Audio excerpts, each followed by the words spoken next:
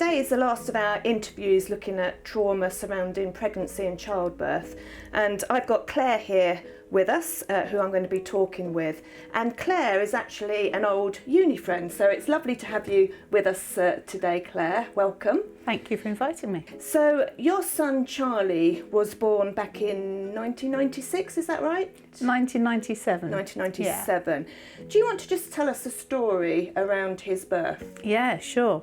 Well, when I became pregnant, everything was absolutely fine. We went through a normal pregnancy, having all the tests for everything, and everything was absolutely normal, nothing wrong with Charlie whatsoever. My waters broke on a Saturday and I ended up in hospital in the evening with a little bit of labour. And labour sort of lasted for about 24 hours in the end. During my labour, it took a long time to get going, it took a very long time to happen. So the doctors decided they would induce me, and so they gave me what was called 3 inducement pessaries. And during that time, I was pretty out of it, I have to say, but my mum and my husband noticed that the nurse was getting quite distressed, and when they were putting the sonic sort of sounds to hear what was going on, that there was obviously something wrong. And eventually, after a long time, they took me into theatre and they delivered Charlie. They tried to do forceps and then they delivered him by caesarean, and they literally delivered him and he was whisked away, and I ended up on the labour ward without my baby.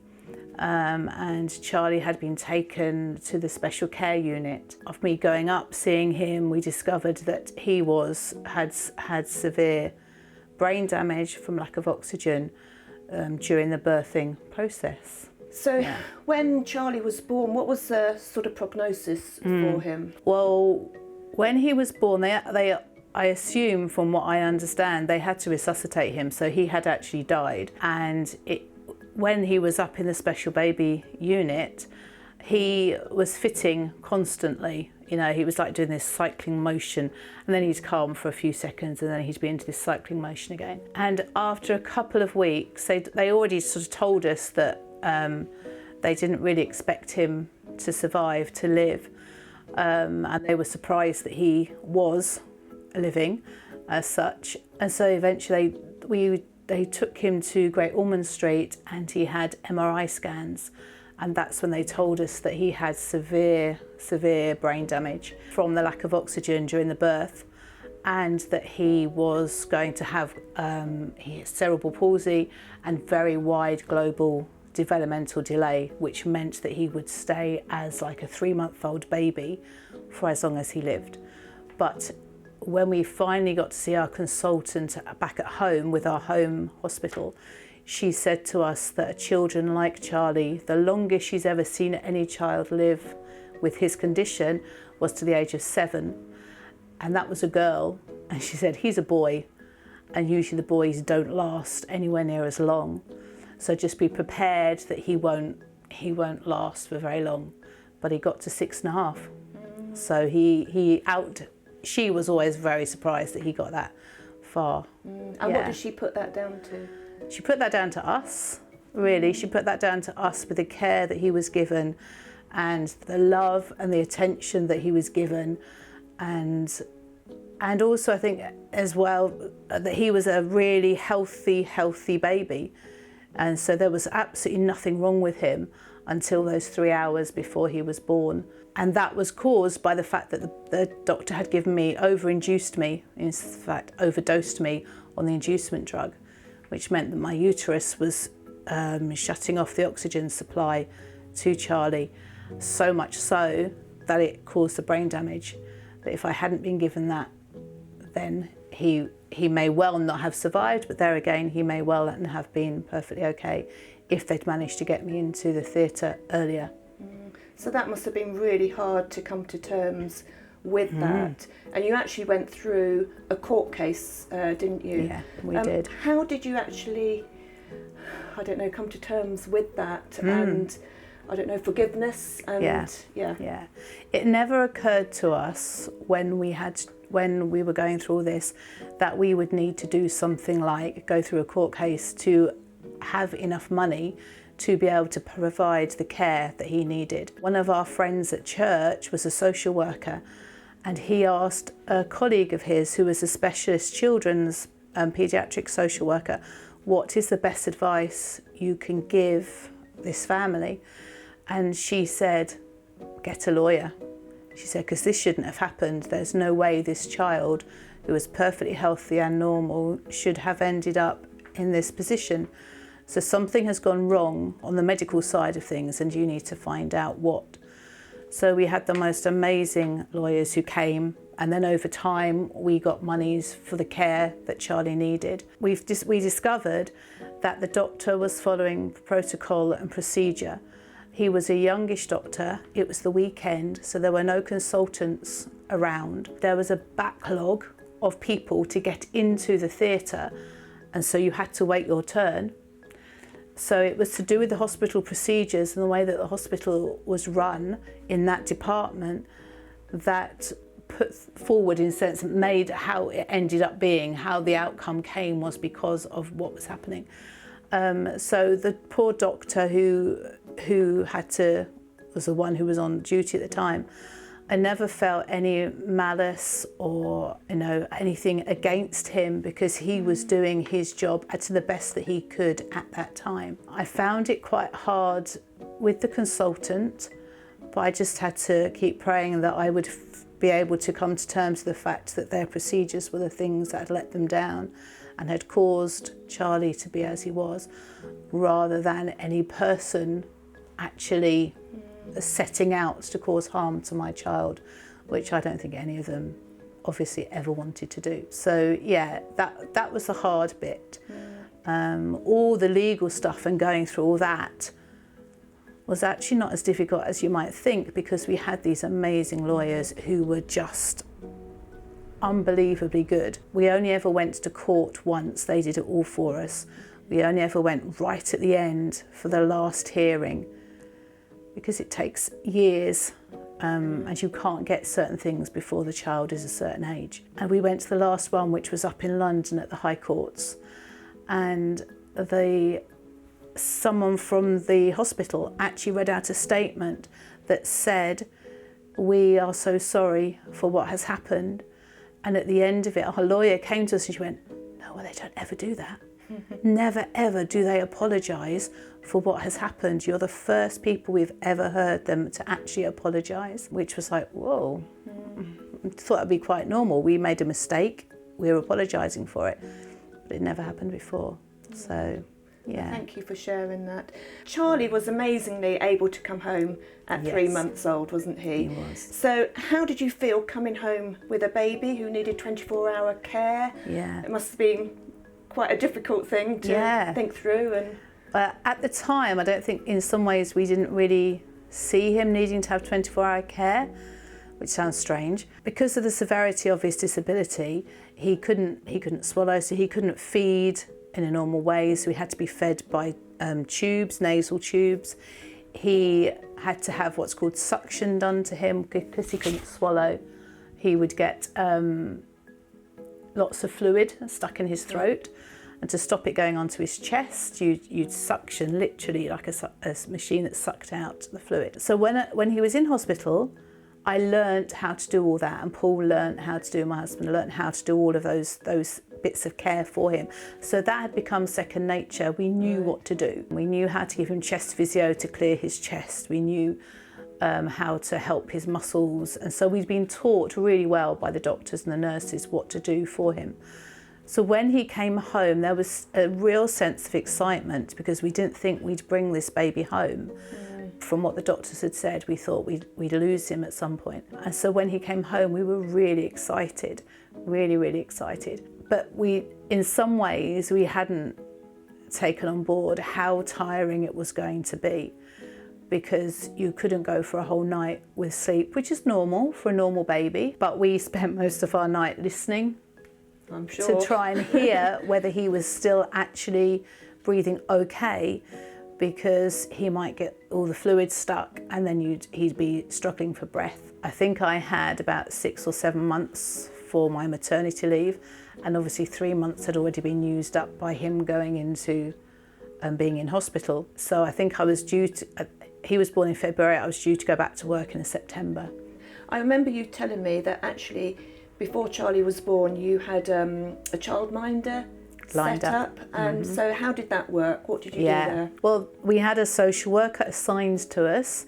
Obviously, because of the severity of and being having a disability, Charlie was due a social worker, and she was also very amazing.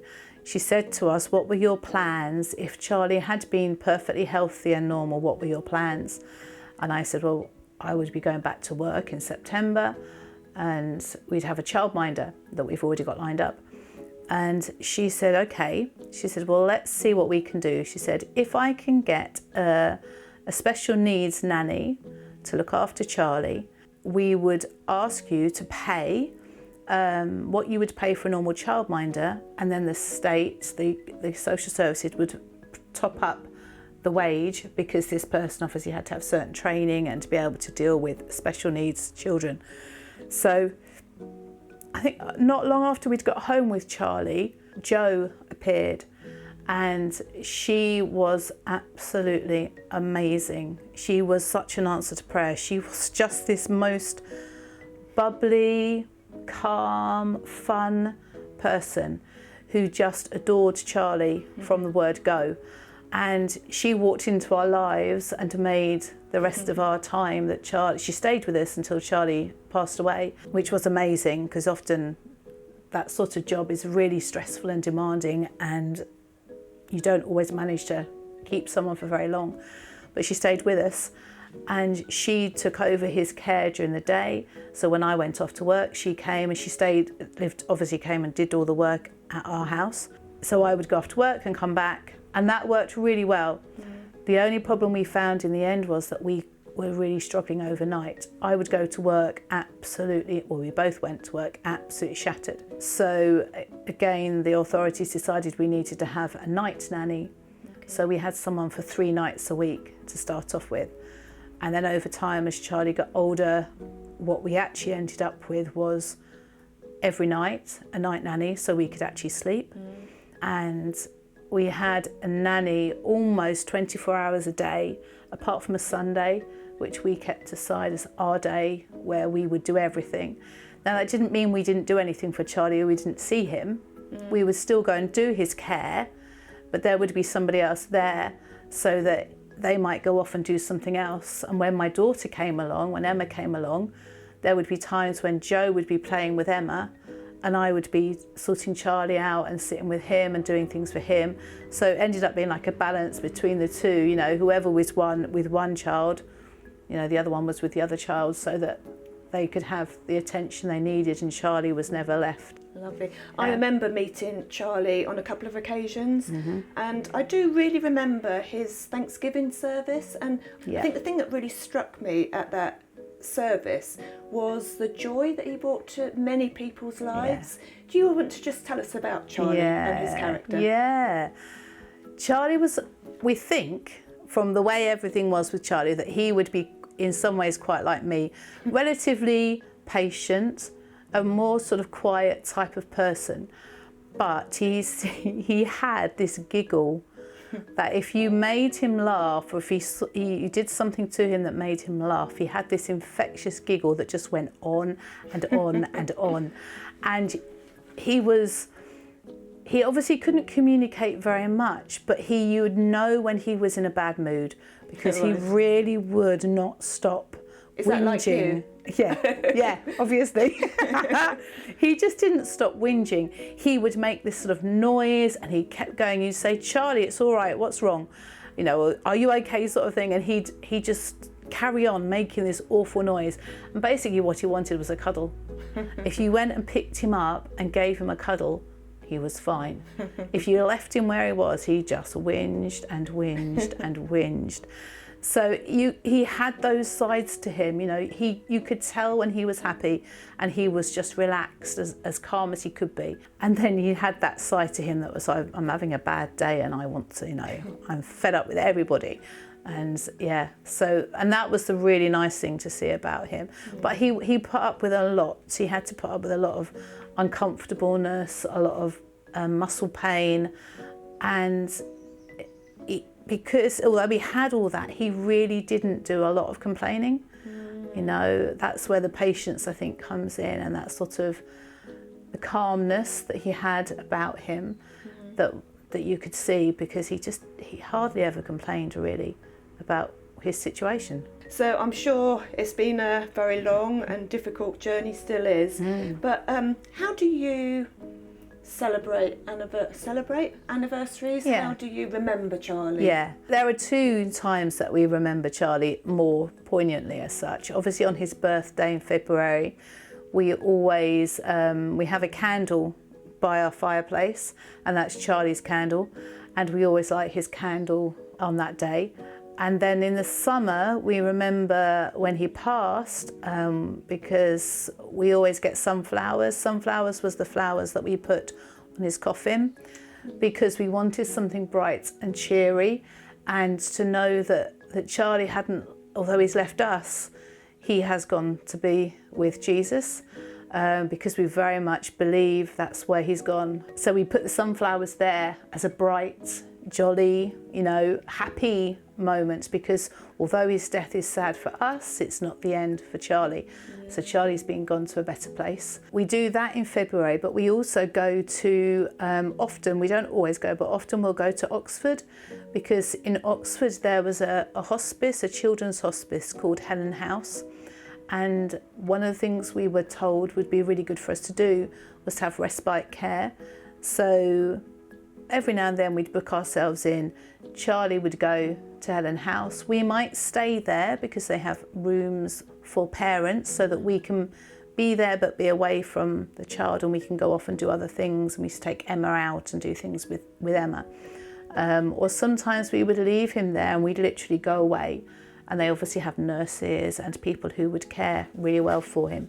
So they also have like a ring of roses, they call it, like a little special garden where you can go to remember your child. Okay. And that's where Charlie's ashes, we scattered his ashes in this little garden there. And so sometimes on the anniversary of his death, we'll go to Oxford and to go and remember him and sit in the garden for a while. Then we'll go off and have something to eat to celebrate him in Oxford. Lovely, lovely. Yeah. So you and your husband are both Christians. As you look back over the years, what role would you say your faith has had? It had a really huge role in everything that happened with Charlie. Obviously, nobody ever expects to not have a normal baby, and you expect everything to go well and to end up with this perfect baby that everyone else seems to have. And so when Charlie was born, as he was, all we could do was pray to God and say, what is going on? You know, we've suddenly got this child. We don't know what to do with this child. We don't understand what's happening. So that's all we could do, is literally offer it up to God and say, we don't know how to cope with this. You're going to have to help us, because humans can help us to a certain extent. But in those times, those really dark times, what else can we do? We need your help. We need your support. We need your love. And so we cried out to God and we asked for his help in those times. And our church that we were involved with at the time, the fellowship were absolutely amazing. They were praying left, right and centre for us. And all the time that Charlie was alive, they didn't stop praying. They never ever stopped praying for Charlie and for us as a family. And they, with their prayers and their love, which they didn't have to do, but that Christian love, that love of you are part of our community. And as being part of our community, we know that we need to support you and we need to show God's love to you in a very special way at this moment in time. And that's what they did. Sometimes they would turn up with meals and things like that for us, or we have some particular friends that would just literally, if we rang, they'd come round at the drop of a hat. People would make sure that we could get to church, or if one of us wasn't there, it didn't matter. We took Charlie to church, which was always quite hilarious, because you can guarantee that in the middle of a very quiet prayer time, he would need to be suctioned. And so it would be really quiet, and then you'd hear this sound as Charlie's having to be suctioned. But everyone was just like, that's Charlie. They all wanted him there, they all wanted to see him, they all wanted to cuddle, they all wanted to pray for him. And you know, that's what happened. And there was numerous times when we had the family the church family would surround us, and they'd lay on hands, and we would be prayed for, and Charlie and Emma would be prayed for as well. And we couldn't have gone through what we did without that support, because if we hadn't had it from there, my work colleagues couldn't give me the support. They weren't able to.